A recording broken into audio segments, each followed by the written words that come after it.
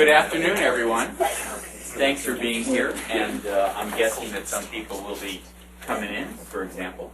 So come on in. What we're doing today is part of a larger project, and the project has been sponsored by the USC Office of Research. And that includes today's event, which also includes terrific food afterwards. So we encourage you to join us for that too. And the sponsorship of the larger project at USC is the Office of Research, and in particular the Vice President of Research for USC. And so just to get us going this afternoon, I would like to introduce to you, so we can thank him for being supportive of all this, our Vice President for Research, Randy. Okay. I just want to say I'm delighted to be here today and delighted to support this effort. The broader effort called Creativity and Collaboration in the Academy is all about harnessing the collective powers of our students, staff, and faculty in advancing research. It's how we can work together in ways that make us more effective as a university. Part of that entails use of technology to share data, to share ideas, to share research products. And technology allows us to do things that we were not possible to do in the past, speeding innovation in ways that we couldn't have done 10 years ago. I think we're going to hear more about that in our presentation, so that's all I'll say. It's great to be here. So if you don't know me, I'm looking forward to meeting you. My name is Marty Kaplan. I'm the director of the Lear Center.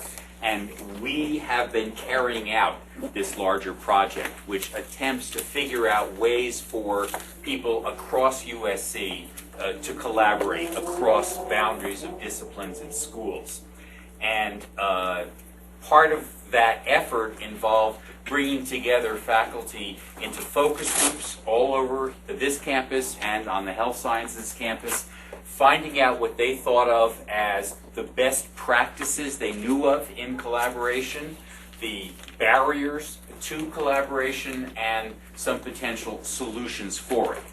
We then brought everybody together in December and had a terrific conference here, and from that conference has come a report which is online, and so you can find it there.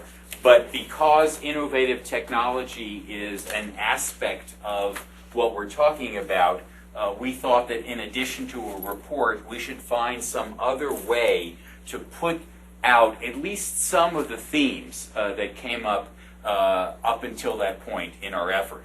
And so that is what I am going to show you, and it's quite brief. I hope you enjoy it.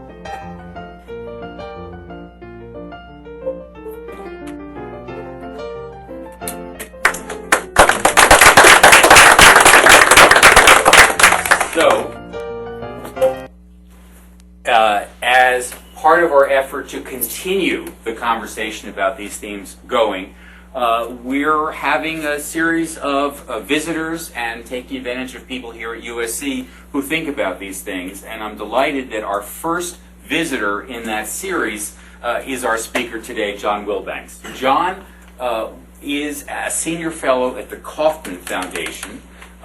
He looks at open data, open innovation, and the ways in which the technology of innovation and the sharing of data intersect. Lots of other things too, legal, ethical questions involving sharing, and I have a hunch we'll hear about it. Before the Kauffman Foundation, he was for 7-8 years at the Creative Commons, where he ran their science division, and so that's the tradition that he comes out of. But he's also worked at Harvard Law School, on the Hill, and in the pharmaceutical and biotechnology industries. So all around, we could not be more fortunate to have somebody to keep this going. So please welcome John Wilbanks.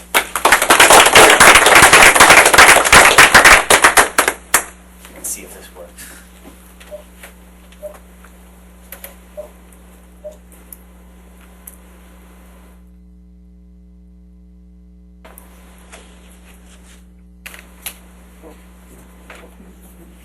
Oh, yes. Oh.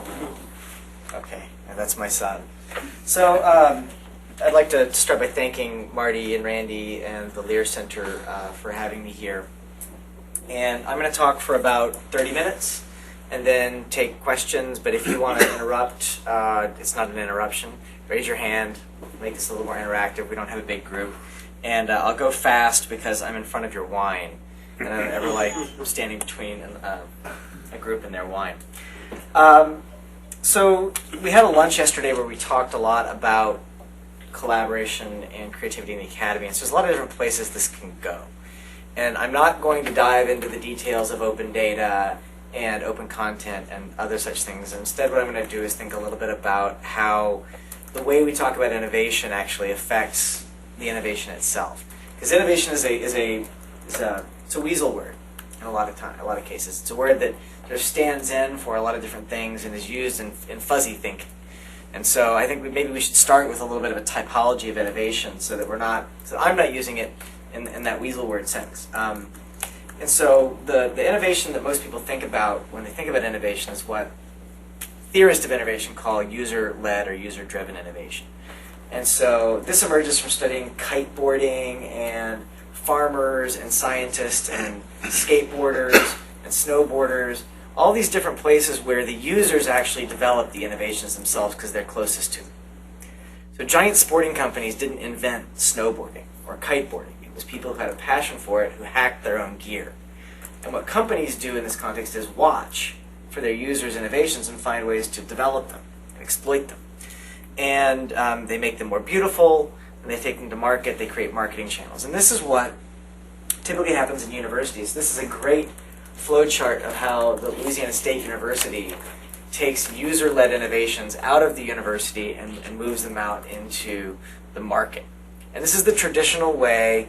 This is just a great flowchart because you get positive, file patent, negative, da da da da. But this is what happens basically. It starts with basic research leads to a user innovation because a scientist or a researcher comes up with an idea or a product in the laboratory that's useful. This is an incredibly powerful system. And we've optimized for it as universities. This is the primary way that universities in general have optimized to get innovations out of the labs and into the market is you have a protocol and a workflow that evaluates a user-led invention and it either gets sort of taken forward and promoted by the university or it gets published and moved out through a different way. And this kind of innovation has been around forever. And the study of user-led innovation is actually an entire field on its own. And there's great examples going back to the guy who invented circle irrigation in crops was a farmer who had a bike and was lazy. And he had a hose that had holes in it. So he started riding that bike in a circle, and that's how you got center pivot irrigation systems. When you fly over Iowa and you see circles of green, it comes from that one guy. And that's the kind of innovation that we've sort of celebrated in our mythology, in our typologies of innovation. You say, we need more of that. We need more startup companies from the farmer, right? But I would propose that we think about at least not throwing that out, but thinking of a different simultaneous form of innovation, which is thinking of innovation more as capacity. So what's the capacity of a system to generate surprising results? And thinking of innovation in a certain sense that way.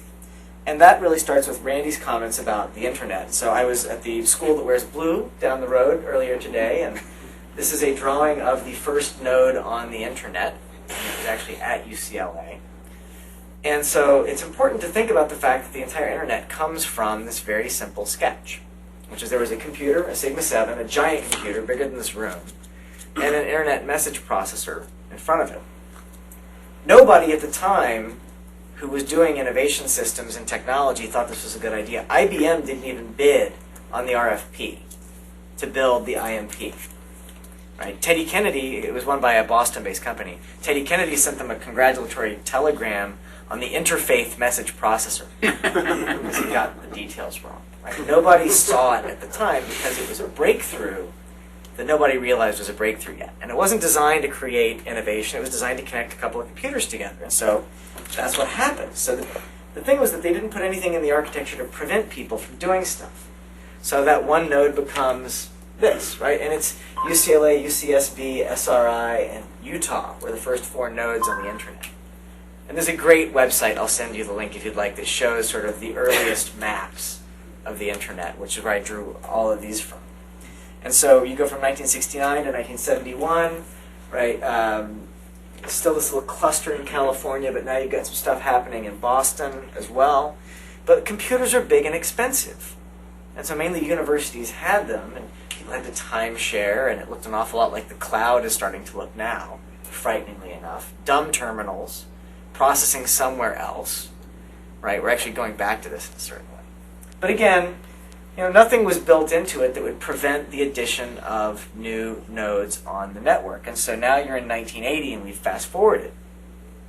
And what's weird is now you've got these international, right, to London and elsewhere, and you're starting to get networks of networks that are emerging. And something had happened between 1971 and 1980 was that this guy named Steve Jobs and this guy named Wozniak invented the Apple. This is the first Apple, right?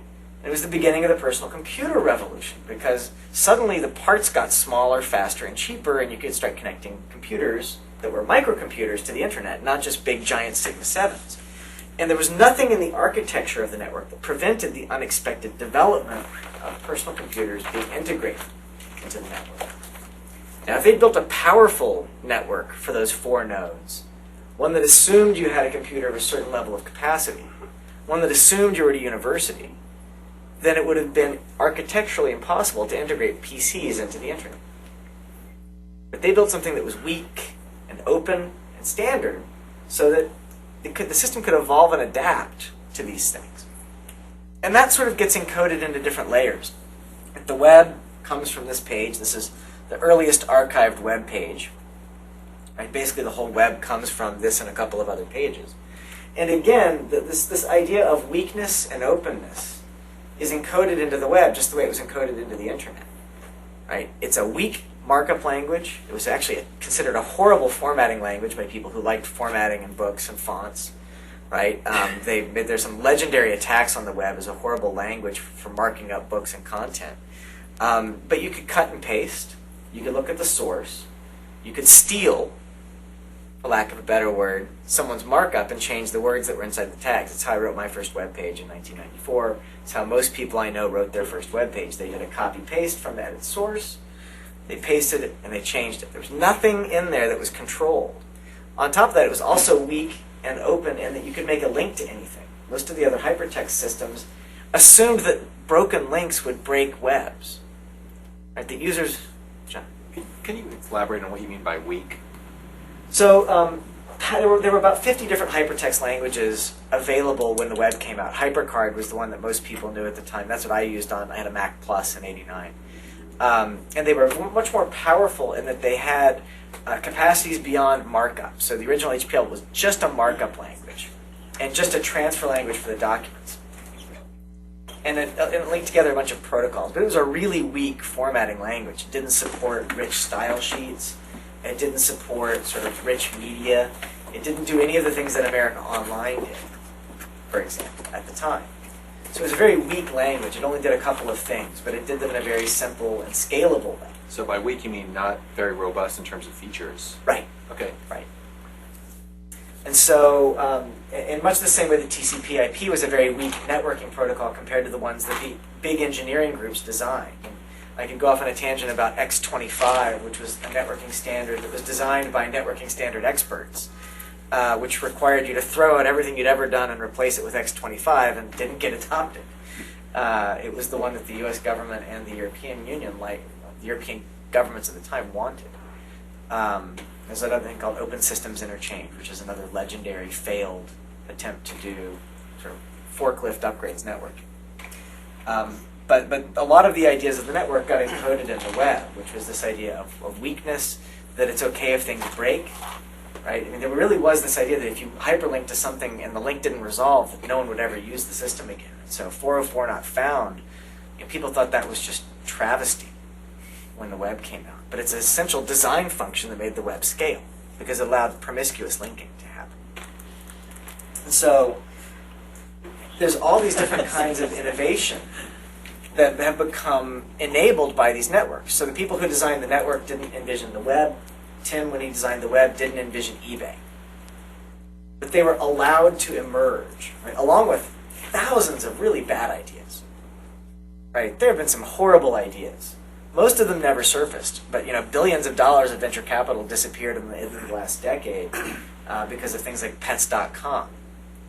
And if you don't remember, if you're too young, they sold dollars for 90 cents, and they were going to make money on volume. But what we got were these new kinds of innovation that no one had foreseen, like the emergence of Wikipedia and Linux. Right? And this is what the innovation theorists, they distinguish this from user-led innovation. They call this distributed innovation, which is where lots and lots of people make lots and lots of tiny changes, and they snap together because of the technological and legal frameworks that allow them to be assembled into larger products. Now, these are really hard to design for. In many cases, they are the exceptions. In almost every case, they're the exceptions and not the rules. But the idea is, how do you create the boundary conditions that allow these exceptions to emerge if you're a university? And how do you develop the listening skills to notice one when it happens? Because both of these were crazy and thought to be impossible by economists and theorists until they happened, right? It's like the humming bee, which the engineers declared was, from an engineering perspective, couldn't fly, right? But bees fly. And from an economics perspective, Wikipedia shouldn't exist and free software shouldn't exist, and yet they do. And so the school of innovation for that is called distributed, and it really emphasizes the importance of standards, the importance of standard licensing, and the importance of having decomposable tasks. Right? Editing an entry on The Simpsons shouldn't require me to care about the entry on USC, right? Or the entry on Portland, Oregon. I can just do my little bit on The Simpsons, and then that aggregates with everyone else who cares about The Simpsons, and the system sort of grows. Now, there is something in the law that prevents this from happening, right? So there's nothing in the technical architecture that prevents this, but there is stuff in the legal architecture that does, and that's called copyright law. So copyright law governs copying, distribution, and display, like of this picture of my boy, right? And it was intended, and that's unless I give you a license, and that was created by the entertainment industry, not so that it could lock up Wikipedia or my photos of my son, but so that it could protect large, complex cultural works in which a lot of investment had been made.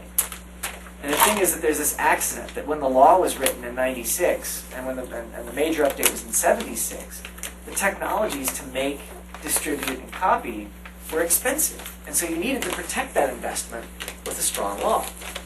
But in the last 20 years, the technologies to capture, copy, and distribute as individuals have exploded, and the law hasn't really kept track of that. So we have this unintended consequence. Right? I've never met anyone in the entertainment industry who wants to lock up my picture of my son, or who wants to lock up Wikipedia. Ever. And I've spent a lot of time down here talking to people in the entertainment industry.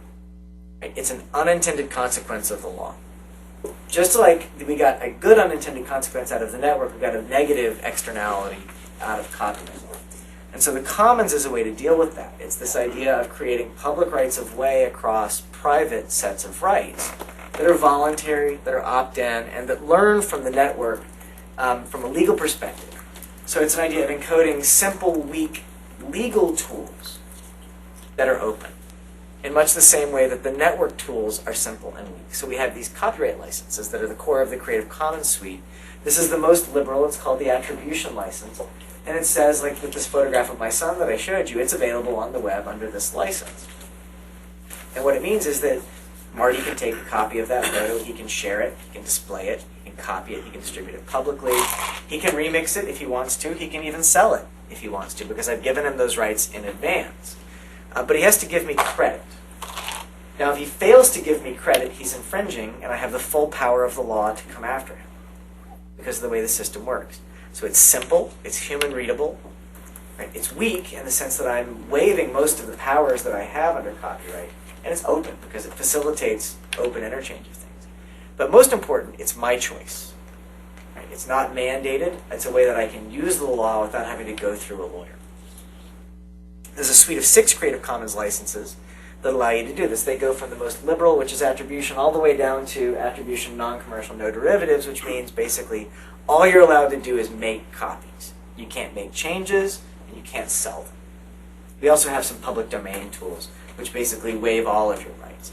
But we tend to use these and recommend these most for data, because there are weird ways that copyright interacts with data. And these are not tools that are going unused. So this is our best guess at the number of objects on the web under the licenses. It's somewhere between 400 and 500 million objects on the web right now. We know that we are massively undercounting. There's 200 million photographs at Flickr alone under Creative Commons licenses as of this week. And this is only counting what's getting posted. We don't even know how many reuses are taking place because we don't have the right metrics in place. And part of what you're going to see out of Creative Commons over the next 10 years is a massive investment in metrics infrastructure to count and assign value. So that in the academy, for example, you would be able to track the reuse of someone's work as part of their value, as part of the attribution requirement. And Wikipedia is one of the most sort of canonical uses of CC, even though they didn't start out that way. And they're a great example of sort of nonlinear distributed systems that can emerge when you have these sort of copyright licensing systems. Now, there's another form of innovation which may be relevant to the academy in a collaborative sense, which is called open innovation. The term was coined by a guy at UC Berkeley called Hank Chesborough. And the idea behind open innovation is that businesses leak knowledge informally. People go to trade shows, they get drunk, they talk too much, universities publish papers, and this is knowledge flow, for better or for worse. But the idea is that you should make it purposeful, you should standardize it, and you should really maximize the inflow and outflow of knowledge out of an institution of any sort. The second sort of core tenet of open innovation is the idea that you need to have an external market that has the capacity to do something interesting with your knowledge. So if you're pumping out knowledge that no one in the external world knows what to do with it, it's not going to have much good. There won't be an audience to actually improve on that or innovate on that with you. And third is you need a model that can capture the value that gets created externally. And that's hard when most of your models, again, are designed for user innovation that happens inside your institution. So what happens when you have a group across silos in an institution, or when you have an idea that originated outside USC but then flows in and then becomes an innovation that you want to take out? How do you deal with that? And there's actually something in culture that prevents companies and institutions from sharing, and it's often semantic disagreement, which is that if you got 10 economists in a room and asked them what's wrong with the economy, the first thing they would do is argue about what the economy is, right? And what the word recession means, and whether or not we're in one. And so you wind up in this sort of blah, blah, blah land where no one uses the same word for anything, and when they do, they don't mean the same thing. So the places I've seen companies actually try open innovation, they've gotten hung up. Even when they cross-license patents and bring people together, they have to spend 3 days sitting down and saying, all right, what do we mean when we talk? And so it's very hard to automate this kind of collaboration the way that you automate decentralized collaboration. It's really, really, really hard. It takes investment and it takes infrastructure, and nobody's cracked it as far as I know. And so when we talk about what's the next layer of the commons, Creative Commons licenses work. They work pretty well. Open source software licenses work, and they work pretty well. Nobody has cracked what the commons is going to look like at the data layer, Right? That's probably going to get solved because there's a lot of different groups working on it, and data is this abstract, computable thing. But solving what the collaboration layer of the commons looks like is not something that anyone has solved, and so, part of my task was to say, how does USC deal with this? Right? What can you guys do that other universities can't, or that organizations like Creative Commons can't do? So I'm going to get to that, but first I want to talk a little about how the IP fits into the innovation models. And I do want to say that I think universities have a unique role to play, which is that universities are where you can connect public and private in a way that's really difficult for an organization like Creative Commons to do, or an open source software group, or a Wikipedia. Creative Commons has to be a neutral third party. They're a steward of tools. Right? They're like the people who sharpen your knives. Right? They can't go make the restaurant happen. But universities have a unique capacity to connect investors, innovators, students, and communities that very few other types of institutions have. So that's why I think there is a role to play. But the way that we typically do the IP mapping in is, first we actually have to figure out what we mean by intellectual property. So it's actually a gaggle of rights. It's not any one kind of rights. There are people in the open source movement who hate the phrase intellectual property because it actually conflates 4 core different rights. So copyright, which I went over, governs the copying and the distribution of creative works. Trademark, which I think is tremendously valuable in an open world. If you have too much information and too many people, then quality control and brand become incredibly valuable. Right? Because there you said, who do you trust? Well, I trust USC. I'm going to go listen to what USC says. I'm not going to listen to John's Molecular Biology University, which provides an online degree after you watch 1 hour on YouTube. Right? That's a very real place where intellectual property is completely harmonious with the commons, because all trademarks are about is quality control, not about control over access to information or flow. Patents, which govern the useful, novel, and non-obvious inventions that happen in a university, are another core form of intellectual property. Unlike copyrights, patents are expensive to get. You have to file for them, you have to pursue them, you have to pay attorneys to get them. Universities are actually fairly good these days about not filing for patents that they don't think they can do stuff with. For the most part, especially universities that are savvy, like USC, but we do have sort of an overflow problem of patents, especially in software and in biotech. I wouldn't say that it is your job as a university to fix that problem. That is the job of the courts, that is the job of the legislature, but you live in the world that you live in. That doesn't make me popular all the time in the open community, but it is a functional reality, which is that if you are trying to go into business and you don't have patents, you can be sued into the turf by those that do.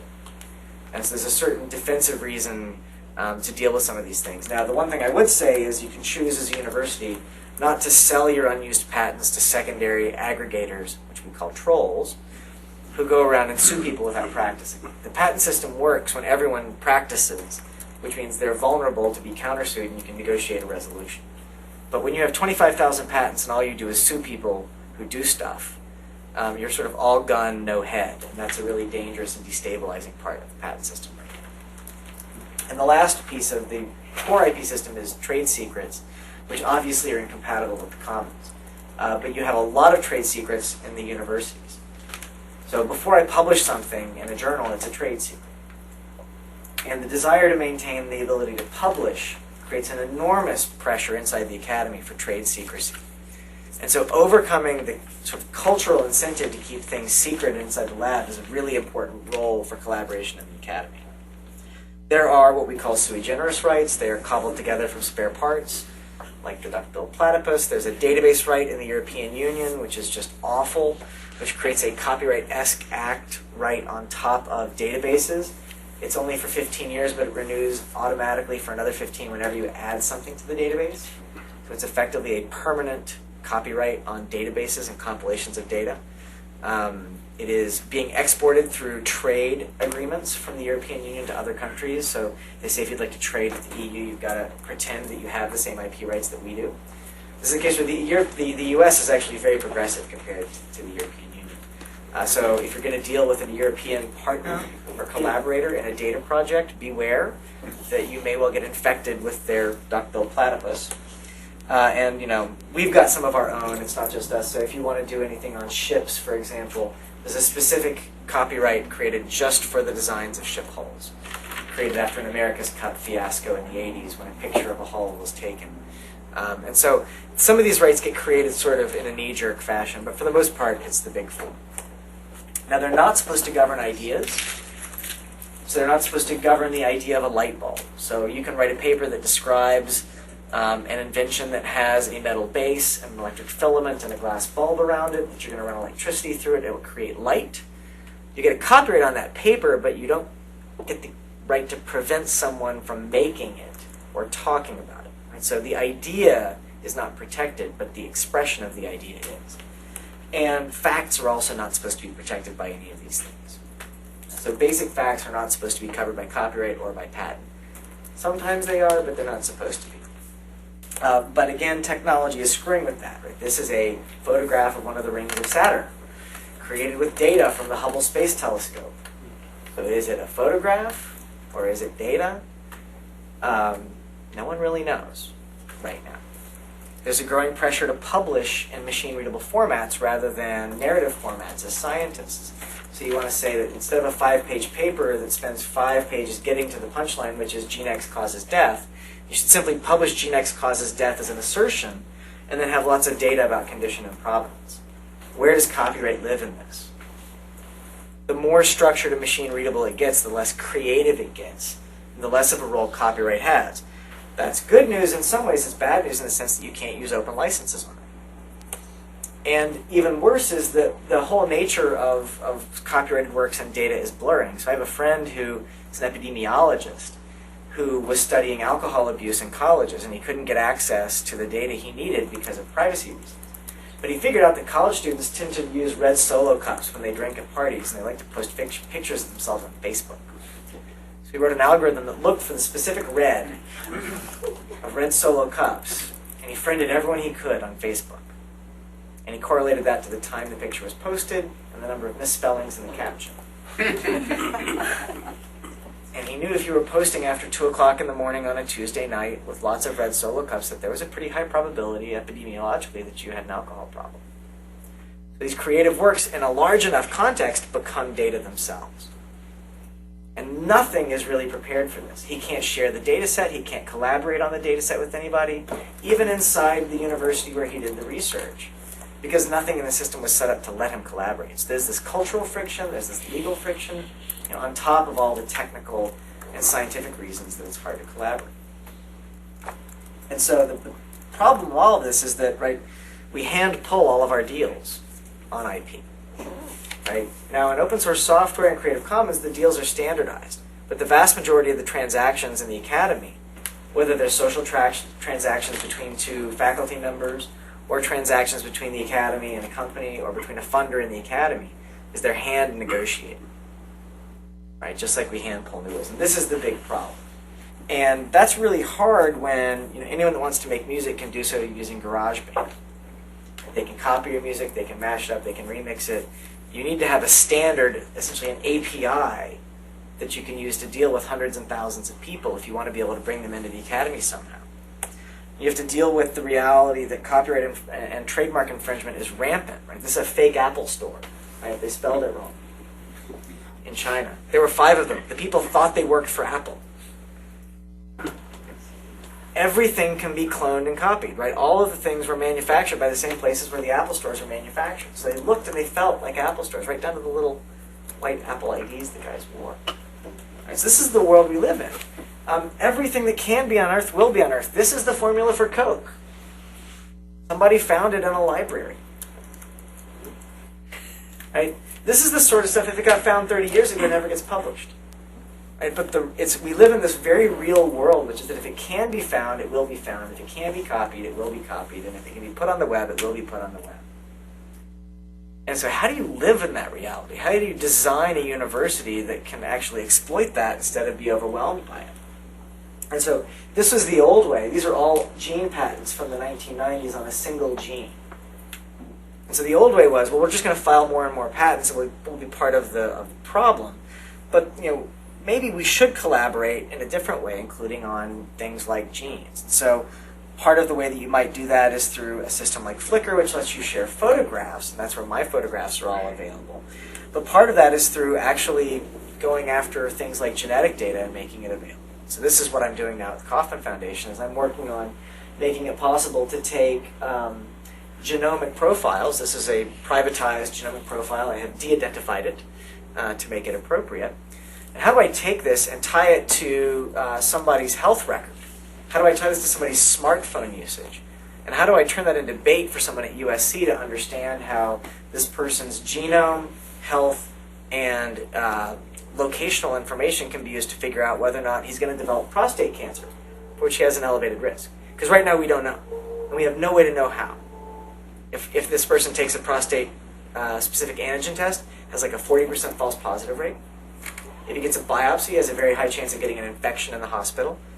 Right? If he talks to a doctor, they're going to say, don't do anything with the information that you now have, because it can only get worse if you get into the medical system. And so the old process of just filing lots of patents on the gene, which is the marker for this, doesn't help. But the university that figures out how to take their health system, their science department, and their design department, which is going to be essential to making the experience pleasant, is the university that's going to win. But if all those faculty members have to talk to each other, it's probably not going to work. How do you build a system where they collaborate without realizing it? That's a design problem. And so the design principles are sort of what I laid out from the network. I think this is why I spent so much time on the network. Right? Hopefully it makes sense now. Is that the design principles that connect your health, your science, and your design groups are that you start with things that are simple, because you can always make them more complex if you need to. It's very hard to go the other way. It's very hard to remove complexity once you've added it. That's also why you want it to be weak. You can always make it stronger if you need to. It's very hard to take a strong system and weaken it. Very, very hard. Standards-based. The more that you use and reuse tools, the more likely you are to get additive innovation instead of sort of repetitious innovation of the same thing over and over again, because you're reusing a standard. Even if it stinks in comparison to what you could theoretically build. If other people are already using it, reuse it. And then, of course, make it open. Because open means that people who aren't in your university can make improvements that your university can benefit from. This is an easy idea, but this is a very hard set of things to follow. It really has to be internalized. Right? It's sort of, like hitting the 90-mile-an-hour fastball. Say, go up there with a bat and swing. Right? But learning to design from these principles is really hard. Once you get them, though, the world makes a lot of sense on the network. It's not just digital stuff anymore. So I'm very fond of a company called LittleBits. It's littlebits.cc. This is a woman at MIT who was looking at Legos and looking at electric boards and said, you know what, we really ought to have electric components that work like Legos. So there's magnet-based interfaces that let you snap together microphones and fans and amplifiers and lights in under 30 seconds without understanding electricity. So people are going to start building systems, right? Your students, your faculty members will start building hardware out of standard parts, much the way they now build software out of standard parts. You're going to need to deal with the physical world of this as well. And if you think of the university as a creative ecosystem, which is a phrase Marty used yesterday, right? You can start with the user innovations, and this is sort of the classic one. He wrote the book on user innovations. His name's Eric von Hippel. And these are the sorts of systems that we're used to, right? They're machines. They got them in a lab or in a health system. They measure they measure things. They emit beeps, right? And we can sell them to a company that can make nice cases for them and give them names and all of those things. And you want to maintain that. You don't want to lose that capacity, because that's a very important part of innovation in a university. But how do you create the conditions for other types? And so Marty challenged me to think of a model. And the model I came up with was estuary. So estuaries are incredibly fertile ecosystems because they're the boundary conditions between salt and fresh water. And they're some of the most diverse ecological systems in the earth.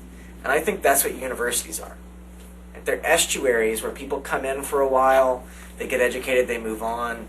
You have engagement with professional organizations, you have an engagement with funders, and you have an enormous creative capacity and diversity that is, we've only really been able to tap the user-driven part for a really long time.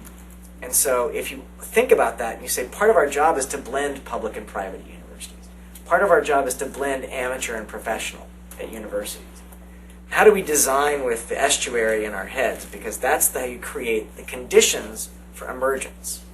And that's really the point. You're already getting user-driven innovation. You've got a great tech transfer office to take advantage of. But the conditions for emergence of some sort of decentralized innovation or open innovation are what you want to do. And so Joey, my old boss, who now runs the Media Lab at MIT, has this rule which is when in doubt, opt for open.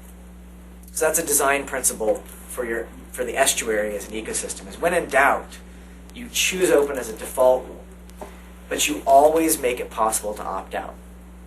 So if you have an invention that you need to patent, you're able to do so.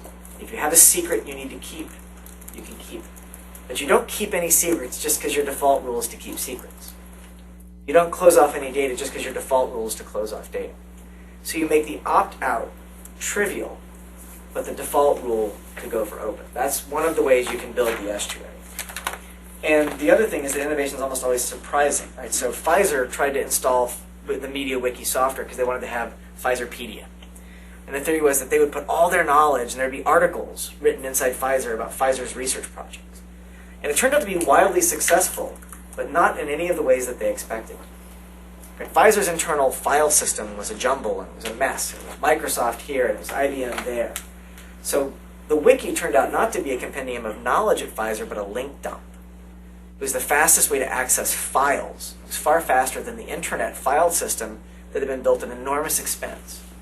It was completely shocking to the guy who put it in and to the company, because it wasn't what they expected the wiki software to do. They thought people would write articles. They never thought that it would become a link dump.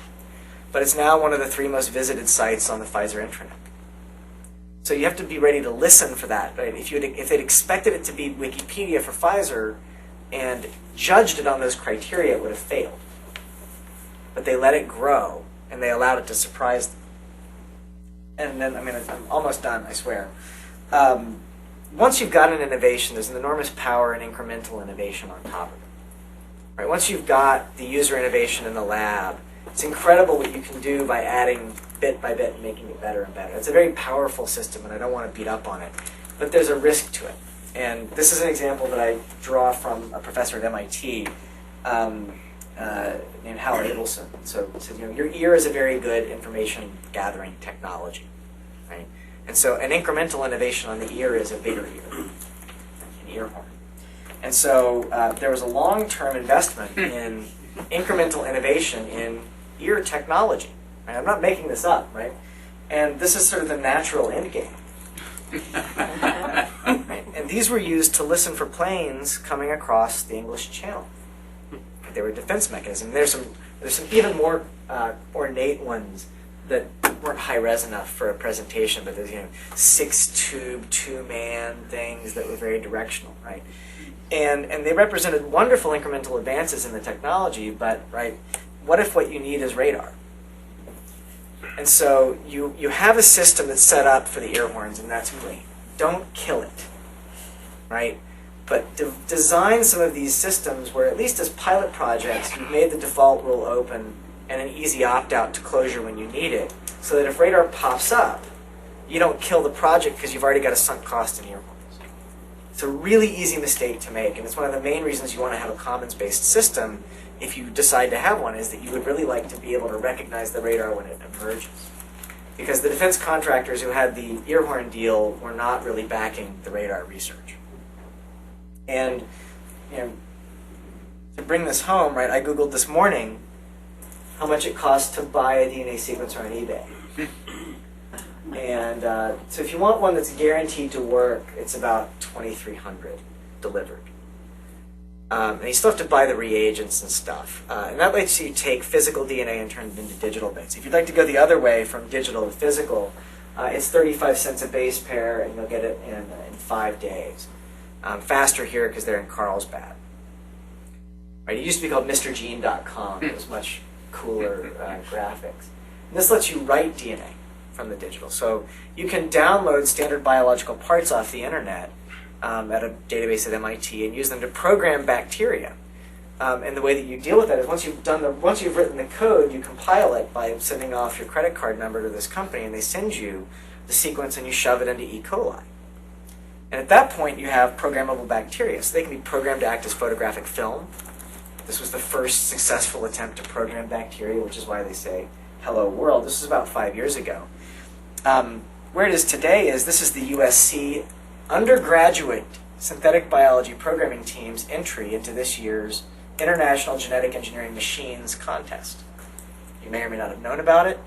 It's called ecurai. Right? They have tried to program E. coli to act as curing agents by killing things in your body as programmed objects. These are undergraduates. And in many cases, high school students.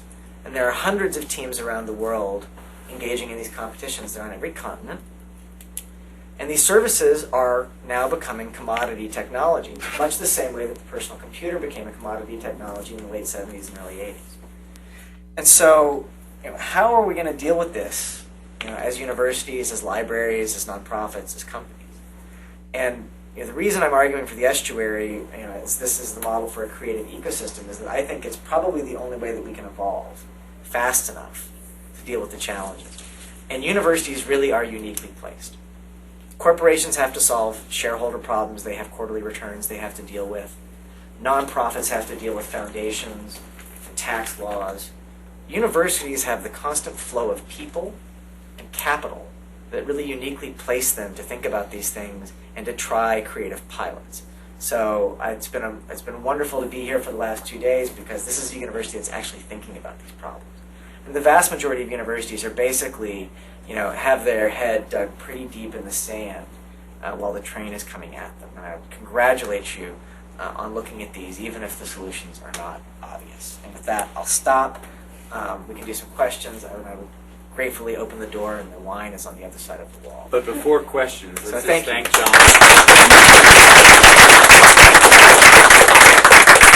It's terrific. And we do have time for a few questions here, and then we'll continue questions over food and beverage. I have a question. So, traditional measure of faculty productivity and quality is published works in journals and books which are copyrighted. Yeah. We're moving towards a world where our research sponsors want our products to be in the open domain and not to be controlled on distribution. And then also journals are facing financial issues in terms of how do they get people to pay for the products that are becoming increasingly open. So what's your general advice on how universities approach the dissemination of our research in a world that's mixing copyrighted works and what may be more open domain? And how do we adapt to that world? Well, the nice thing about my seat is that I'm not on the hook for it, so take my advice with a grain of salt. So there's definitely going to be a move towards analytics as opposed to citation. So citation is a very simple one-dimensional analytic. And there's a move towards metrics that look at downloads of an article, references to an article in different kinds of media, that look at comments on an article, that look at the number of times an article's been maybe text mined or integrated. And I think that's going to be, that's the easy layer. That's the predictable incremental innovation layer of what's going to happen, is that we're going to get better at tracking the impact of an article. I think that's very predictable. So that's a different way to measure impact, right? Yeah, but it's a different way to measure the impact of the article. Right. And I think that funders, at least in the science, technology, medicine area, funders are going to start basically putting in money to pay for that sort of publication. And journals are going to move to a profit model where they can become leaner and make money on the publishing charge fees. Now, that doesn't work in social sciences. It doesn't work in the humanities because there's no funding other than salaries. So no one has cracked that nut successfully. And there's a secondary problem which doesn't get talked about, which is only really big publishers have the power to lean their costs down enough to make money in an article processing charge world. So I think a side effect of open access is going to be increasing monopolization of the market by giant publishers. I think it's a very significant risk that doesn't get talked about enough. But that's the predictable stuff. That's the stuff you can sort of wargame. If you start thinking about the data that provides support for the arguments in a paper and how that gets measured, No one's really figured that out. People are still talking about authors of data and citation of data, and these are metaphors carried over from the print world that may well be totally unsatisfactory for data. So where I would encourage universities to go there is to simply try some pilots where possible, which would be, can you work with your library and to provide a place for a specific discipline to start experimenting with storing data and watching how people use it. And instead of assuming that there's going to be an MLA-style citation for data, try to track as many parameters of the way it gets used as possible. How many times is it downloaded? How many times is it accessed through an API? How many times do people do trackbacks to it? Right? Throw out 100 lines and see what gets caught. Because it's, again, I don't think it's going to be anything we predict. I went to a 4-day meeting on data citation in August, and I wanted to throw myself off a building at the end of it. Because it was all attempting to shove data into a paper structure. And then the last bit would be on the actual physical materials, which is to the extent you can create biobanks, right, for example, in biology, and make those moderately widely available, especially because you have a good health system. I think that creates real bait for more impact, as you can say to your donors, you can say to your faculty, we're going to use contracts on our biomaterials that make them fairly openly available, but that require co-authorship, right, if you use it, or that require redeposit of data off of that material back to us so that you can mine it, right? And that way you can begin to track secondary and tertiary impact on things that aren't articles. Yeah, we're working on all those things, but do you think we'll still have copyrighted works, say 5-10 years in the future? Absolutely. That'll still be I the can't model. imagine things changing that quickly. Science and universities are institutions, and institutions change a lot more slowly Yeah. than But culture. today, a lot of things get distributed without copyright. Kind of Well, pre-publication. they are copyrighted anyway, right? Copyright comes down from God when you Right. stop writing. They're just being transmitted with either implicit licenses or in an infringing manner. And the technologies of control are getting finer and finer grained, and so that's going to be harder and harder to do. So that's one of the reasons why CC is being sort of adopted as a standard. I think that you will see funders mandating increasingly the use of openly licensed systems sort of from the very beginning of creation, so that you don't have this problem of, well, there's a closed copy and an open copy, and one's on Google Scholar, and one's on SSRN, and one's in the USC library, and one's at Elsevier, Right. which is the right copy? Which one's actually true? And that's where brand becomes really valuable, as you say, the one that's at USC is the one you should download because the other one has been edited by somebody who has a political agenda. But, I can't, I don't hate copyright. And I would be really shocked if copyright goes away in the next 10 years because there's a lot of industries that depend on it. I do think that you'll see there's a push towards simplification that CC addresses to a certain extent, and I think you'll see more simplification happen, not go away. But if you mean by copyright going away, would everything here be openly licensed? That's we can all dream, right? Well, I think my dream would be that the default rule is that publications at USC are openly licensed, but if you need to opt out, you can. That's how Harvard's rule works, which is that by default, Harvard takes a joint copyright, just like it takes a joint patent right to the tech transfer inventions made at the university.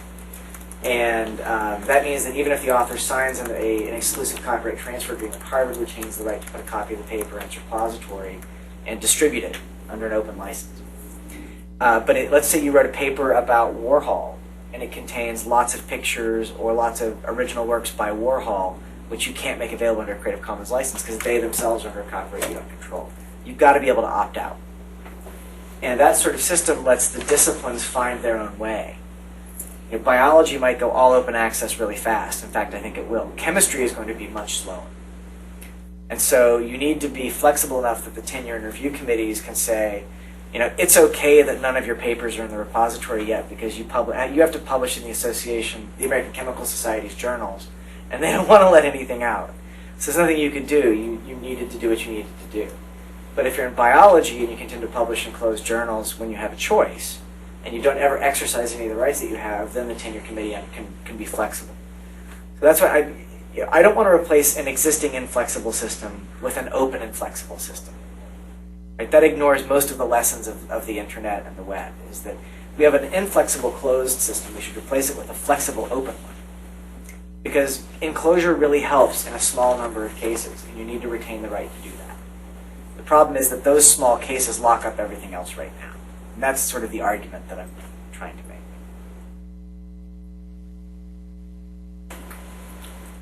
Please.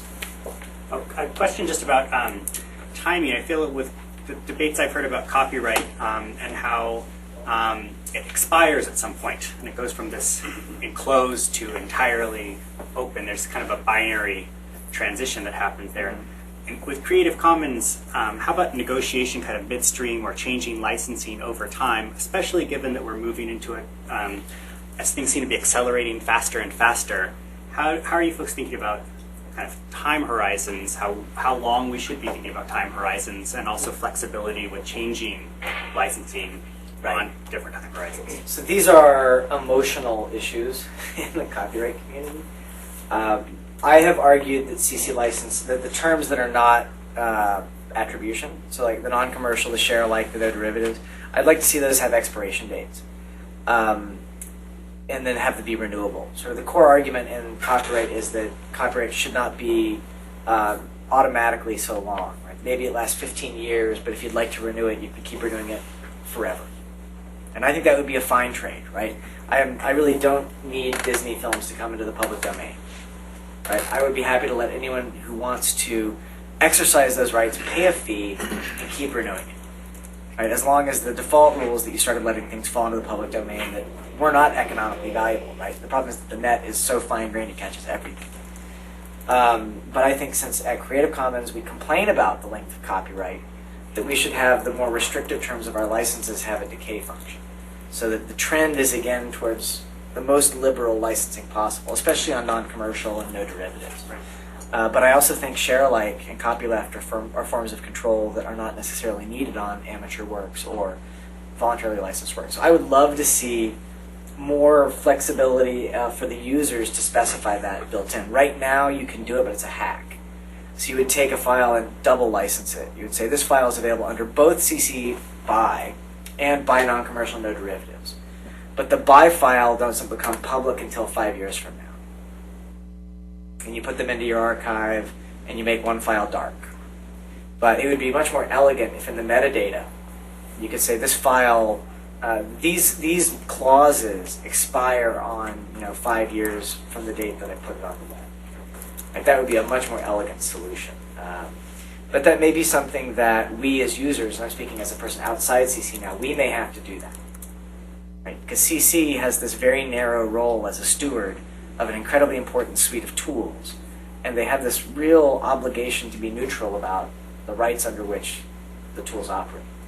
And so it's very nice to be outside. I can be much more normative now that I'm no longer part of the organization. And I can say, I actually think that non-commercial and no derivatives are harmful terms that should decay by default.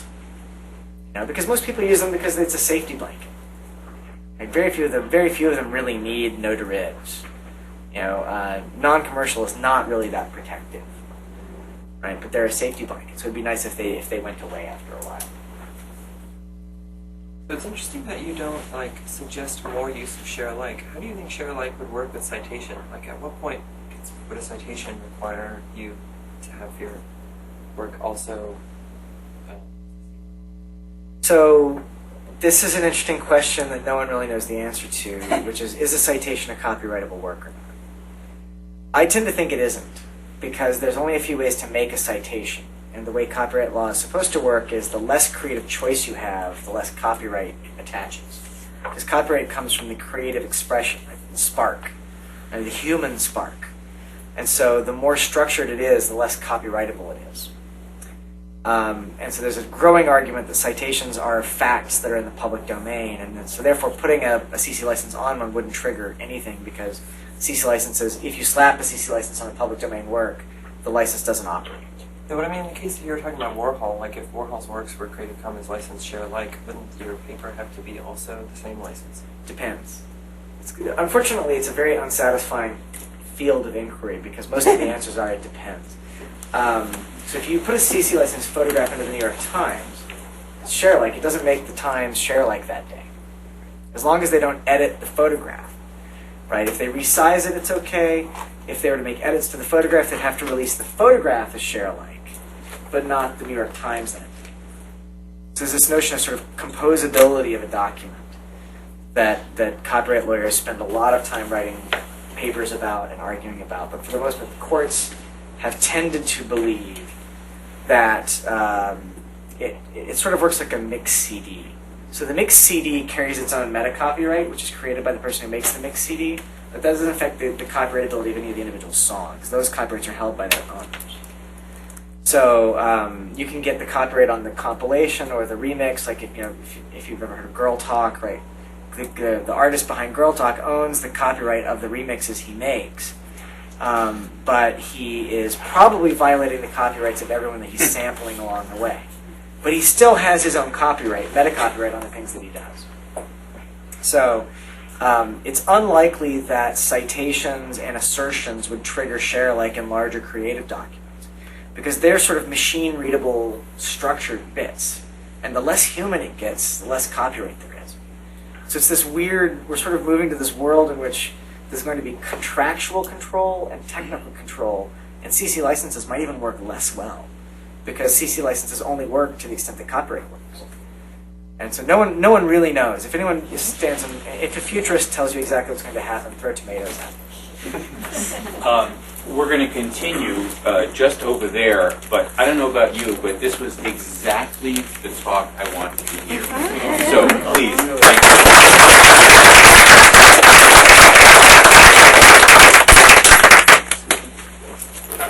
So I don't know if they're going to open that door. Go outside and then back in. Okay, make sure it's open. But I'd like to talk.